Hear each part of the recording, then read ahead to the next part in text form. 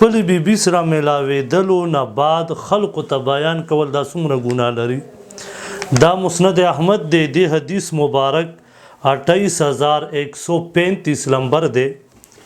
اسما رضی الله تعالی عنہ فرمایي یو ځل نبی علیه الصلاۃ والسلام مونږ ته حاضر شو او نبی علیه الصلاۃ والسلام نه ډیر خلک غیر چاپیر کېناسته، سړي بیل او زنانه بیلې په پرده کې.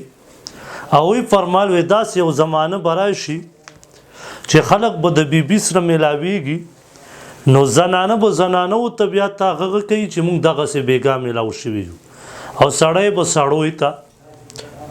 چې دا خبره نبی علیه السلام وفرمایله، یو زنانه وویل چې ای د الله پیغمبره دا خو مونږ کوو، مونږ هم دغسې کوو، یو بل چې میلو شو خاوند سره بیا خلکو ته بیانو. نو نبی علیه السلام وفرمایل دا مه کوئ، او په آخره زمانه کې به وخت کې به داسې خلک راشي، یعنی دا مونږ یو چې دوی به میلاویږي بیبي سره، او بیا به دغسې خبرې یو بل سره کوي. هلکان به هلکانو ته بیاني، زنانه به زنانو ته. نو وی نبی علیه السلام وفرمایل وی دا دومره خطرناکه خبره ده.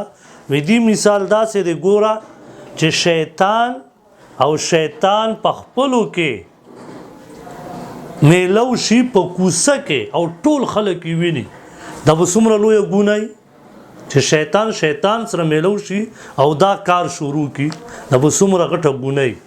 نو الله پاک دې زموږ نوجوان د دې نه بچ کړي. نو دومره غټه ګناه لري لکه په لاره کې چې سړی دغسې کار کوي د بل چا سره، نو دغسې د خپلې بیبي هغه عورت خلقو ته بیانول، دغه سړی دومره ګناهګار دی.